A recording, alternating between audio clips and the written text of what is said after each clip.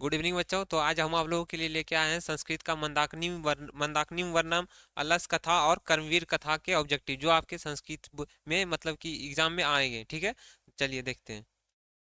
देखिए, मंदाकिनी वर्णम पाठ किस ग्रंथ से संकलित है? महाभारत से, रघुवंश महाकाव्य से, रामायण से या उत्तर रामचरितम से? बताइए, बताइए जल्दी से। टाइमर लगा दे रहे हैं आप लोग का। चलिए बताइए। मंदाकिनी वर्णम पाठ किस ग्रंथ से संकलित है? महाभारत से, रामायण से, रघुवंश महाकाव्य से या उत्तर रामचरितम से? बताइए। देखिए, मंदाकिनी वर्णम पाठ जो है किस ग्रंथ से संकलित है? तो मंदाकिनी वर्णम पाठ आपके रामायण से संकलित है। किससे? रामायण से। इसमें क्या बताया गया कि गंगा के बारे में बताया गया। ठीक है, देखिए आगे। देखिए, चित्रकूट स्थित गंगा का वर्णन किस पाठ में है? कर्णस्य दानवीरता में है, व्याघ्रपथी कथा में है, मंदाकिनी वर्णम में है या भारत महिमा में है? बताइए, बताइए जल्दी जल्दी। चित्रकूट स्थित गंगा का वर्णन किस पाठ में है? कर्णस्य दानवीरता में है, व्याघ्रपथी कथा में है, मंदाकिनी वर्णम में है या भारत महिमा में? जवाब दीजिए। देखिए, चित्रकूट स्थित गंगा का जो वर्णन है वह किसमें है? तो मंदाकिनी वर्णम में है। मंदाकिनी वर्णम जो पाठ है उसमें चित्रकूट स्थित, चित्रकूट पहाड़ था जिसके में गंगा स्थित थी, जिसके बारे में बताया गया। ठीक है, देखिए आगे। रमणीयानि तीर्थानि किम सज्जम यंता। रमणीय तीर्थ क्या उत्पन्न कर रहे हैं? बताइए। रति को, मति को, गति को या भक्ति को? बताइए। रमणीयानि तीर्थानि किम सज्जन यन्यता। रमणीय तीर्थ क्या उत्पन्न कर रहे हैं? जल्दी जल्दी बताइए। रति को, मति को, गति को या भक्ति को? बताइए। देखिए, टाइम हो गया है। देखिए, रमणीय यानी तीर्थानी की संजन यंता। रमणीय तीर्थ क्या उत्पन्न कर रहे हैं? तो रति को उत्पन्न कर रहे हैं। किसको? रति को। ठीक है, देखिए आगे।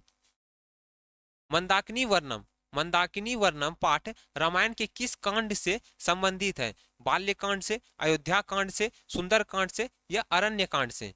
बताइए जल्दी जल्दी। मंदाकिनी वर्णम जो पाठ है वह रामायण के किस कांड से लिया गया है? बाल्य कांड से लिया गया है, सुंदर कांड से लिया गया है, अयोध्या कांड से लिया गया है या अरण्य कांड से? बताइए। अरण्य मतलब जंगल होता है। देखिए, मंदाकिनी वर्णम पाठ जो है वह रामायण के किस कांड से लिया गया है? तो अयोध्या कांड से लिया गया। किससे लिया गया है? अयोध्या कांड से। ठीक है, देखिए। राम मंदाकिनी की शोभा किसको दिखा रहे हैं? लक्ष्मण को, सीता को, ऋषियों को या विभीषण को? बताइए। राम जो है वे मंदाकिनी, मंदाकिनी मतलब गंगा की शोभा किसको दिखा रहे हैं? लक्ष्मण को, सीता को, ऋषियों को या विभीषण को? देखिए, राम मंदाकिनी की शोभा किसको दिखा रहे हैं? तो सीता को दिखा रहे हैं। किसको? सीता को। ठीक है, देखिए आगे। मंदाकिनी वर्णम, मंदाकिनी वर्णम पाठ के कवि कौन है? वेद व्यास है, कालिदास है, वाल्मीकि है या भाष्य है? बताइए।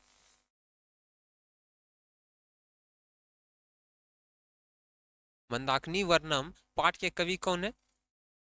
वेद व्यास हैं, वाल्मीकि हैं, कालिदास हैं या भाष्य हैं? जल्दी जल्दी बताइए। हम दो बार आप लोगों के लिए क्वेश्चन पढ़ते हैं ताकि आप लोग को याद हो जाए। देखिए, मंदाकिनी वर्णम पाठ के कवि कौन है? तो वाल्मीकि हैं। ठीक है, देखिए आगे। मंदाकिनी वर्णम पाठ भारत में पाठ में किस नदी का वर्णन है? गंगा का, सरस्वती का, यमुना का या सरयू का? बताइए। मंदाकिनी वर्णम पाठ में किस नदी का वर्णन है? गंगा का, सरस्वती का, यमुना का या सरयू का? बताइए।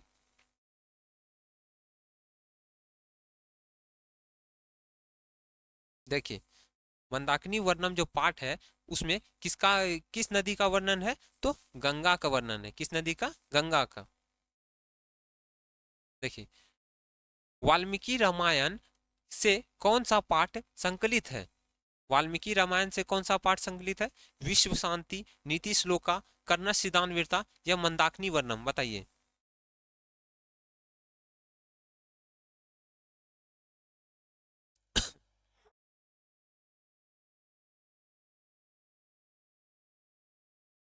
देखिए, वाल्मीकि रामायण से कौन सा पाठ संकलित है? तो मंदाकिनी वर्णम। कौन सा? मंदाकिनी वर्णम, ठीक है। देखिए, आगे देखिए, वनवास प्रसंग में राम सीता लक्ष्मण के साथ कहाँ पहुंचते हैं? विचित्रकूट पहुंचते हैं, चित्रकूट पहुंचते हैं, स्वर्णकूट पहुंचते हैं या पर्णकूट? बताइए।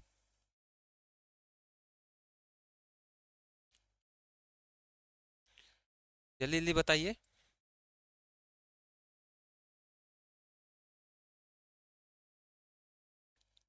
देखिए, वनवास प्रसंग में राम सीता लक्ष्मण के साथ कहाँ पहुंचते हैं? चित्रकूट पहुंचते हैं। कहाँ पहुंचते हैं? चित्रकूट पहाड़ पे पहुंचते हैं, ठीक है। देखिए, आगे देखते हैं, मंदाकिनी नदी किस पर्वत के निकट बहती है? मलय पर्वत के निकट, चित्रकूट पर्वत के निकट, मंदार पर्वत के निकट या गृद्धकूट पर्वत के निकट? बताइए।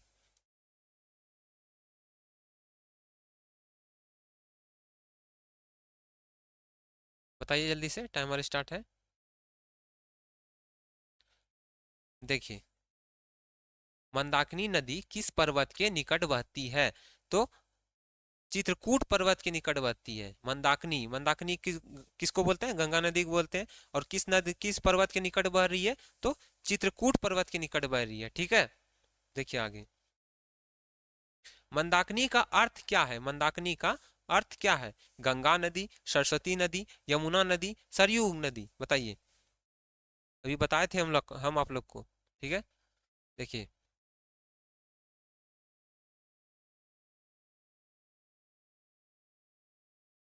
देखिए, मंदाकिनी का अर्थ क्या है? तो गंगा नदी, ठीक है। मंदाकिनी का अर्थ क्या है? गंगा नदी। आगे देखिए, मंदाकिनी वर्णम पाठ में कहाँ की गंगा का वर्णन है? काशी की, पटना की, चित्रकूट की, प्रयागराज की? बताइए। मंदाकिनी वर्णम पाठ में कहाँ की गंगा का वर्णन है? गंगा तो हर जगह बहती है, कहाँ बहुत सा जगह बहती है। बताइए कौन से जगह का वर्णन है इस पाठ में? देखिए, मंदाकिनी वर्णम पाठ की कहाँ की गंगा का वर्णन है? तो चित्रकूट पहाड़ के पास की, ठीक है। चित्रकूट की पहाड़ियों के बगल से जो बहती है गंगा, उसके वर्णन है, ठीक है। देखिए आगे, राम ने विशालाक्षी से किसको संबोधित किया है? सीता को, लक्ष्मण को, शूर्पणखा को, कौशल्या को? बताइए। राम ने विशालाक्षी कहकर किसको संबोधित किया है? बताइए जल्दी से।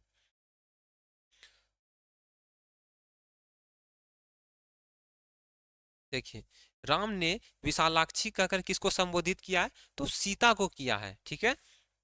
देखिए आगे, मंदाकिनी में कौन स्नान करते हैं? देवता करते हैं, जंगली पशु करते हैं, ऋषिगण करते हैं या सज्जन करते हैं? बताइए। मंदाकिनी नदी में कौन स्नान करते हैं? बताइए जल्दी से। देवता, जंगली पशु, ऋषिगण या सज्जन? देखिए, मंदाकिनी नदी में कौन स्नान करते हैं? तो ऋषिगण स्नान करते हैं। कौन स्नान करते हैं? ऋषिगण, ठीक है। देखिए आगे, मंदाकिनी वर्णम पाठ में कुल कितने पद हैं? 7 पद है, 11 पद है, 5 पद है या 10 पद है? बताइए। बताइए, इस पाठ में कितने, मतलब कितने श्लोक पद लिखे गए हैं?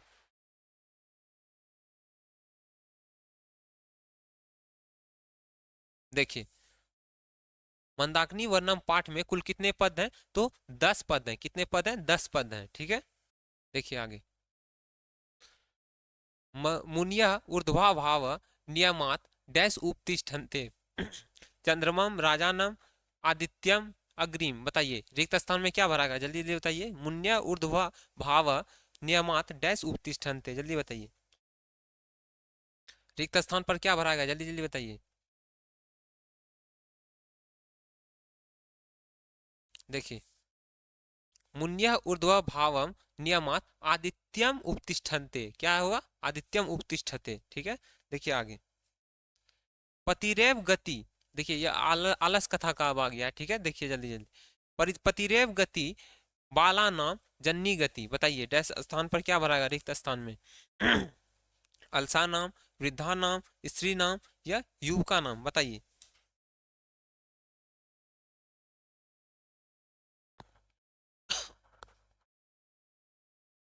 बताइए पति रेव गति डैश बाला नाम जन्नी गति, रिक्त स्थान में कौन क्या भराएगा? जल्दी जल्दी बताइए। देखिए पतिरेव गति डैश बाला नाम जन्नी गति, पति जो होता है वह किसकी रक्षा करता है? तो स्त्री की रक्षा करता है, ठीक है।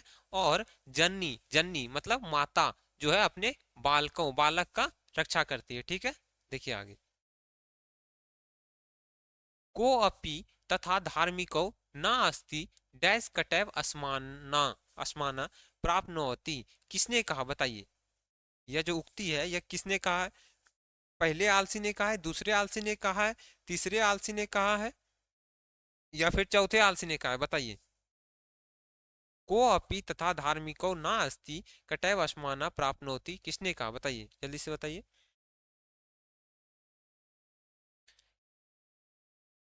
देखिए को अपि तथा धार्मिको न अस्ति डैश कटैव अस्माना प्राप्नोति, किसने कहा? बताइए।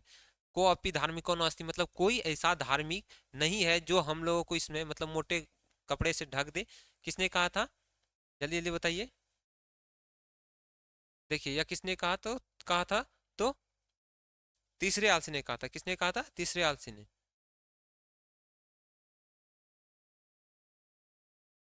किस किसने कहा था? तो तीसरे आलसी ने कहा था, ठीक है।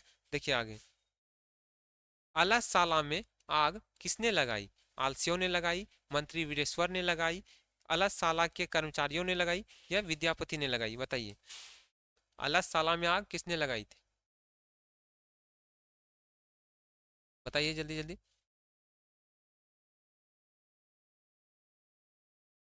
देखिए अलससाला में आग किसने लगाई थी? तो अलससाला के कर्मचारियों ने लगाई थी। और क्यों लगाई थी? तो आलसियों की परीक्षा लेने के लिए लगाई थी, ठीक है। देखिए आगे, अलस कथा पाठ में अहो कथमयम कोलाहला किसकी उक्ति है? पहले आलसी की, दूसरे आलसी की, तीसरे आलसी की या चौथे आलसी की? बताइए बताइए। अलस कथा पाठ में अहो कथमयम कोलाहला किसकी उक्ति है?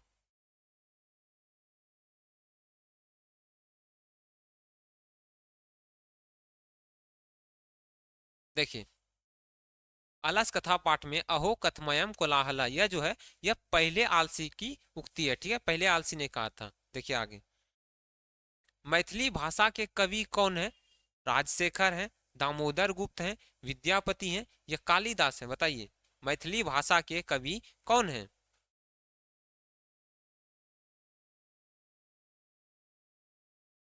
बताइए जल्दी जल्दी। मैथिली भाषा के कवि कौन हैं?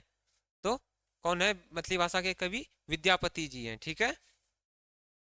देखिए आगे,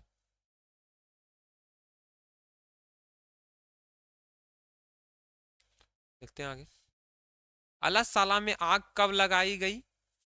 रात में जब सब सो रहे थे तब, या दिन में, या फिर जब सब भोजन कर रहे थे? बताइए अलससाला में आग कब लगाई गई थी? जल्दी बताइए। देखिए अलससाला में आग कब लगाई गई थी?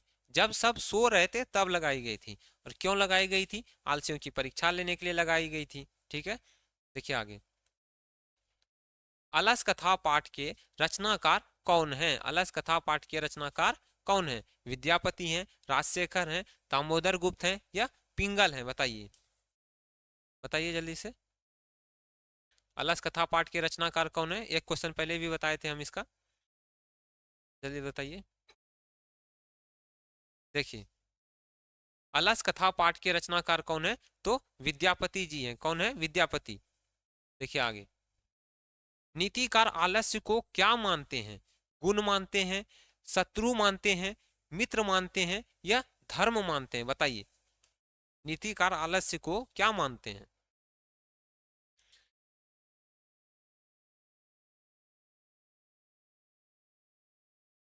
चलिए देखिए, नीतिकार आलस्य को शत्रु मानते हैं। क्या मानते हैं? शत्रु मानते हैं। ठीक है, देखिए आगे। वीरेश्वर कैसा था? वीरेश्वर कैसा था स्वभाव से? बताइए। ईमानदार था, दानशील था, भ्रष्ट था, धनी था? बताइए, वीरेश्वर कैसा मंत्री था?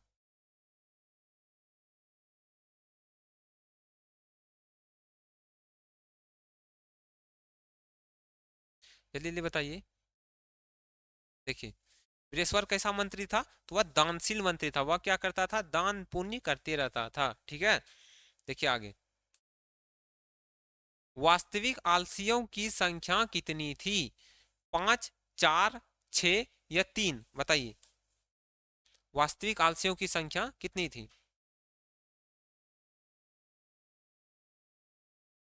जल्दी जल्दी बताइए, कमेंट कीजिए जल्दी जल्दी। देखिए, वास्तविक आलसियों की संख्या कितनी थी? तो 4 आलसी थी, जो 4 आलसी थे जो कि सोए रह गए आग लगने के बाद भी। ठीक है, देखिए आगे। सबसे बड़ा शत्रु कौन है? सबसे बड़ा शत्रु कौन है? क्षमा है, क्रोध है, आलस्य है या लोभ है? बताइए,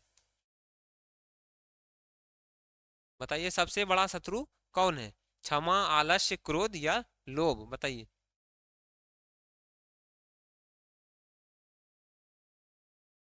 देखिए, सबसे बड़ा शत्रु कौन है? तो आलस्य है। ठीक है, आलस्य सबसे बड़ा शत्रु है। देखिए आगे। चारों आलसियों को चारों आलसियों को कैसे बाहर किया गया? बताइए। पैर पकड़कर, हाथ पकड़कर, केस पकड़कर, बाह पकड़कर? बताइए। केस मतलब आप लोग जानते होंगे, बाल होता है। बताइए जल्दी जल्दी। चारों आलसियों को अल्लाह सल्लम जब आग लगाई गई थी तो कैसे बाहर किया गया था? देखिए, चारों आलसियों को कैसे बाहर किया गया था? तो केस पकड़कर बाहर किया गया था। कैसे किया गया था बाहर? केस पकड़कर, बाल पकड़कर, खींच करके उन लोगों को बाहर किया गया था। ठीक है, देखिए आगे। घर में लगी आग को देखकर कौन लोग पलायमान हो गए? पलायमान मतलब भाग गए। आलसी लोग, समझदार लोग, फुर्तीले लोग या फिर धूर्त लोग? बताइए, घर में लगी आग को देखकर कौन लोग पलायमान हो गए? बताइए जल्दी जल्दी।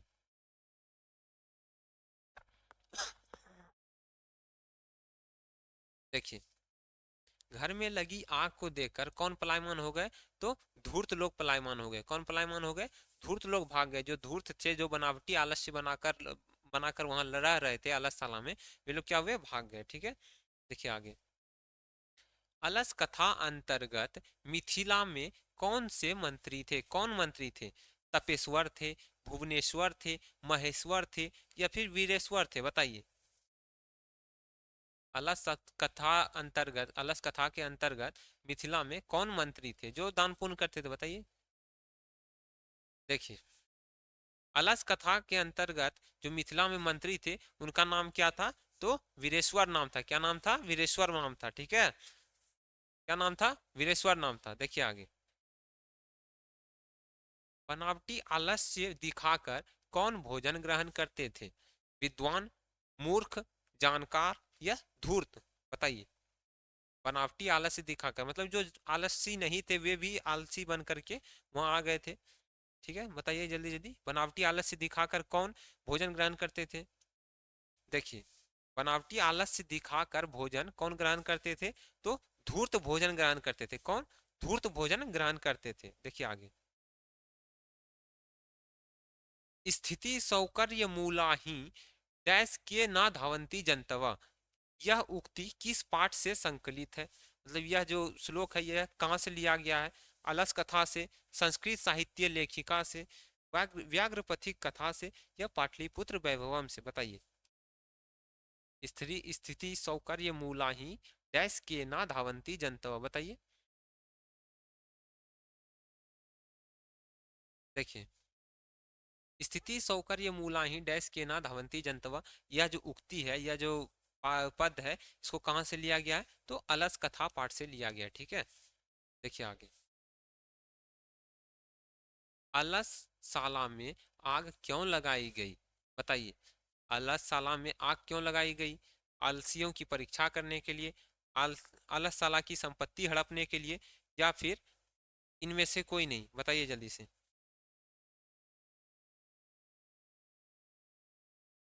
बताइए जल्दी जल्दी। देखिए, अलसला में आग क्यों लगाई गई, हम आप लोग को पहले ही बताए कि अलस आलसियों की परीक्षा करने के लिए जो है, परीक्षा लेने के लिए कौन वास्तविक आलसी हैं, उसके लिए अलसला में क्या किया गया था, आग लगाया गया था। और कब लगाया गया था, जब सब सो रहे थे तब लगाया गया। ठीक है, देखिए आगे। अलसला में आग लगने पर भी अलसला में आग लगने पर भी कितने लोग नहीं भागे? 3 लोग, 4 लोग, 5 लोग या 6 लोग? बताइए, बताइए जल्दी जल्दी। अलसला में आग लगने के बाद भी कितने लोग नहीं भागे थे? 3, 4, 5 या 6? बताइए। देखिए, कितने लोग नहीं भागे थे अलसला में आग लगने के बाद भी? तो 4 लोग नहीं भागे थे, क्योंकि वो वे लोग वास्तविक आलसी थे। ठीक है, देखिए आगे। संसार में बच्चों का रक्षक कौन है? माता है, भाई है, पिता है या बहन है? बताइए। इस संसार में बच्चों के रक्षक कौन होते हैं? माता, भाई, पिता या बहन? बताइए।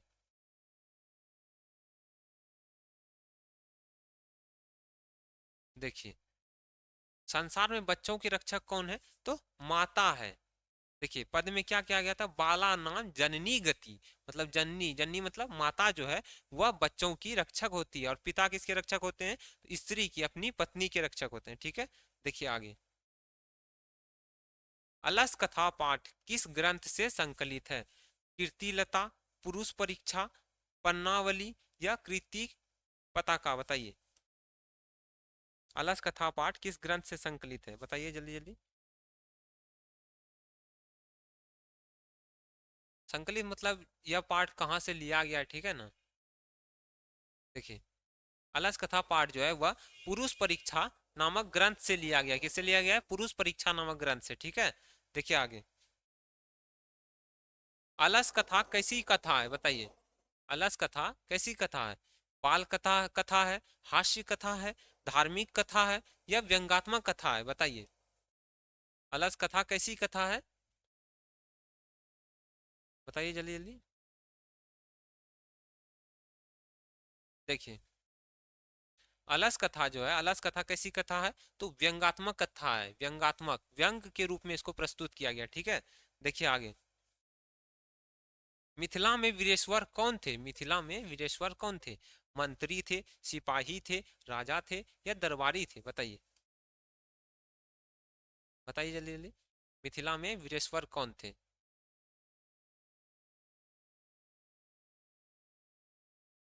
चलिए देखिए, मिथिला में वीरेश्वर कौन थे? तो मंत्री थे। और वीरेश्वर मंत्री जो थे वे क्या करते थे? तो दान पुण्य करते थे। किनको करते थे? आलसियों को करते थे। ठीक है, देखिए आगे देखिए। तर्क, तर्कयते। देखिए यहाँ पे गलत लिखा हुआ है, यहाँ पे होगा तर्कयते।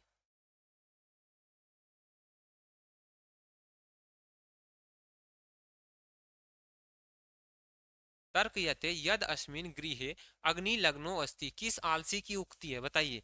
प्रथम आलसी की, द्वितीय आलसी की, तृतीय आलसी की या चतुर्थ आलसी की? बताइए जल्दी जल्दी बताइए। तर्कयते, तर्कयते यद अस्मिन गृहे अग्नि लग्नो अस्ति किस आलसी की उक्ति है? जल्दी बताइए। प्रथम, द्वितीय, तृतीय या चतुर्थ? देखिए, क्या है? तर्क यते यद यद अश्विन गृहे अग्नि लग्नो, क्या किसने कहा था या कौन से आलसी ने कहा था? तो द्वितीय आलसी ने कहा था। क्या कहा था? कि तर्क पूर्वक, मतलब मेरे विचार से लगता है कि घर में आग लगी है। ठीक है, और पहले व्यक्ति ने क्या कहा था? अरे कथम कोलाहलम अस्ति, मतलब यह कैसी कोलाहल है। ठीक है, सब याद रखिएगा, पूछेगा आप लोग से। देखिए आगे। छात्रा नाम डैश तपा, छात्रा नाम डैश तपा रिक्त स्थान में कौन सा पद होगा? बताइए। शयनम होगा, अध्ययनम होगा, भ्रमणम होगा या ध्यानम होगा? बताइए जल्दी जल्दी। छात्रा नाम डैश तप।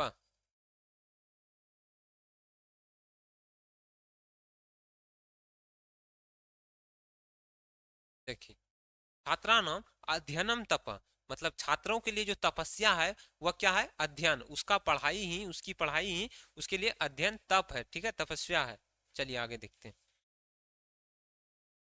देखिए, अब आ गया यहाँ पे कर्मवीर कथा। ठीक है, कर्मवीर कथा पाठ में किसकी कथा है? राम प्रवेश राम की, परवेश राम की, श्याम परवेश राम की, या घनश्याम राम की? बताइए। कर्मवीर जो कथा है वह किसकी कथा है? जल्दी से बताइए। मतलब कर्मवीर कथा किसके ऊपर लिखा गया है? चलिए देखिए, कर्मवीर जो कथा है वह पाठ किसकी कथा है? तो राम परवेश राम की कथा है। ठीक है, किसके ऊपर लिखा गया है? राम परवेश राम के ऊपर लिखा गया है। देखिए आगे, भिक्कन टोला गांव कहाँ है? भिक्कन टोला जो गांव है वह क्या किस राज्य में है या फिर कहाँ है? देखिए, उत्तर प्रदेश में है, बिहार में है, नेपाल में है, या फिर बंगाल में है? बताइए, जल्दी जल्दी बताइए।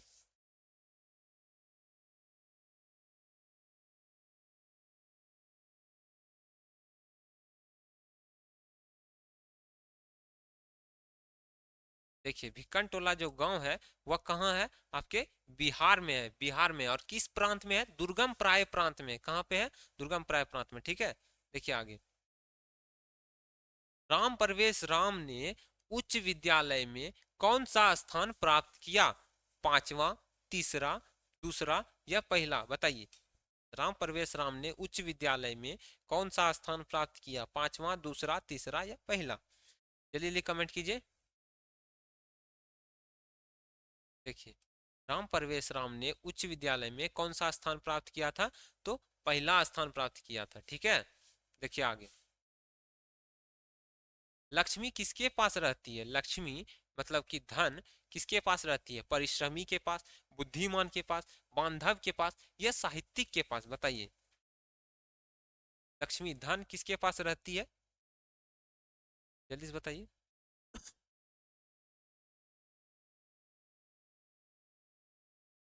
देखिए, टाइम ज्यादा हो गया। देखिए, लक्ष्मी किसके पास रहती है? तो परिश्रमी के पास रहती है। जो परिश्रम करते हैं, जो मेहनत करते हैं, उसी के पास लक्ष्मी रहती है, धन रहती है। ठीक है, देखिए आगे, भिक्कन टोला देखने कौन आया था? बताइए, भिक्कन टोला देखने कौन आया था? प्रशासन, नेता, अध्यापक, या साधु? बताइए। भिक्कन टोला जो गांव था उसका, वह उसको देखने के लिए कौन आए थे? बताइए जल्दी जल्दी। देखिए, भिक्कन टोला गांव को देखने के लिए कौन आए थे? तो अध्यापक आए थे। ठीक है, चलिए देखिए आगे, कर्मवीर कौन था? कर्मवीर कौन था? राम परवेश राम, दुर्योधन, अर्जुन, या वीरेश्वर? बताइए। कर्मवीर कौन था? मतलब कर्म से वीर।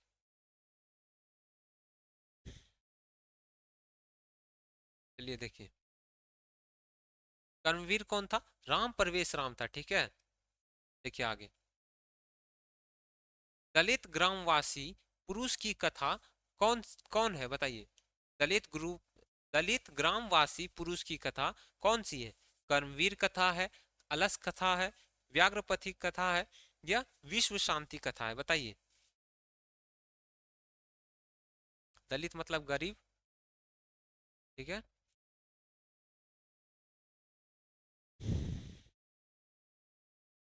चलिए देखिए, दलित ग्रामवासी पुरुष की जो कथा है वह कर्मवीर कथा है। ठीक है, कौन सी कथा है? कर्मवीर कथा है।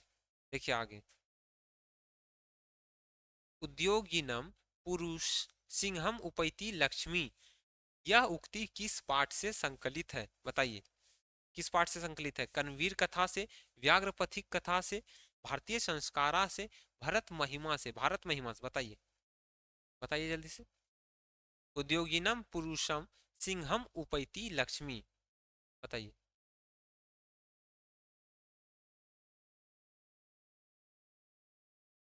देखिए, उद्योगिनम पुरुषम सिंहम उपैति लक्ष्मी। देखिए, यह उक्ति किस पाठ से है? तो कर्मवीर कथा की है। ठीक है, किसकी उक्ति है? कर्मवीर कथा की। देखिए आगे, कर्मवीर कर्मवीर राम परवेश राम के परिवार के सदस्यों की कुल संख्या कितनी है? मतलब राम परवेश राम की जो फैमिली थी उसमें कितने मेंबर थे? ठीक है, बताइए। चार थे, छह थे, आठ थे, या 10 थे? जल्दी जल्दी बताइए, बताइए जल्दी से।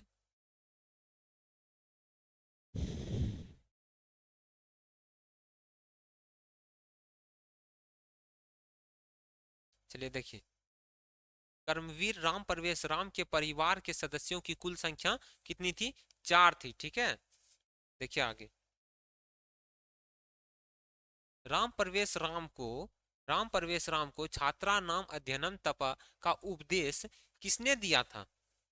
पिता ने दिया था, साथी ने दिया था, गुरु ने दिया था, या माता ने दिया था? बताइए। राम प्रवेश राम को छात्रा नाम अध्ययनम तप मतलब छात्रों के लिए अध्ययन ही तप है। ठीक है, बताइए किसने उपदेश दिया था? देखिए, राम प्रवेश राम को छात्रा नाम अध्ययनम तप का उपदेश किसने दिया था? उसके गुरु ने दिया था। किसने दिया था? उसके गुरु ने। छात्रा नाम अध्ययनम तप मतलब छात्रों के लिए उसका अध्ययन, उसकी जो पढ़ाई है वही सबसे तपस्या है, उसकी तपस्या है। ठीक है, तपा मतलब तपस्या। देखिए आगे। राम प्रवेश राम का जन्म किस गांव में हुआ था? लालजी टोला में हुआ था, गांधी टोला में हुआ था, मुरली टोला में हुआ था, या भिक्कन टोला में हुआ था? बताइए। राम प्रवेश राम का जन्म किस गांव में हुआ था?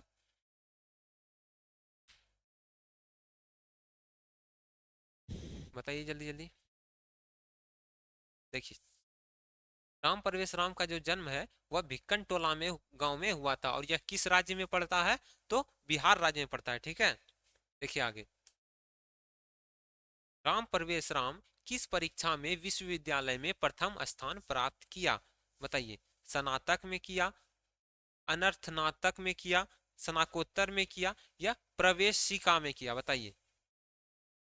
राम प्रवेश राम किस परीक्षा में विश्वविद्यालय में प्रथम स्थान प्राप्त किया? बताइए।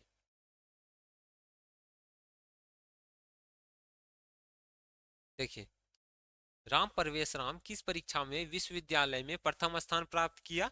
तो स्नातक में किया। किसमें किया? स्नातक में किया। ठीक है, देखिए आगे। प्रशासन ने भिक्कन टोला से 1 कोस की दूरी पर क्या स्थापित किया? मध्य विद्यालय, प्राथमिक विद्यालय, अस्पताल, महाविद्यालय? बताइए। बताइए। प्रशासन ने भिक्कन टोला से 1 कोस की दूरी पर क्या स्थापित किया था? बताइए।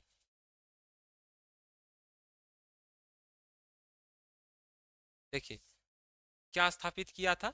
तो प्राथमिक विद्यालय स्थापित किया था।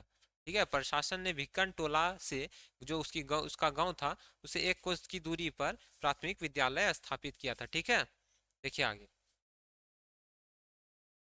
चलिए, हमारा चैप्टर यहीं पे समाप्त हुआ। ठीक है, आशा करते हैं कि आप लोग को यह चैप्टर समझ में आया होगा, मतलब कि हमारा ऑब्जेक्टिव सब समझ में आया होगा। इस वीडियो को लाइक कीजिएगा, सब्सक्राइब कीजिएगा। ठीक है, धन्यवाद।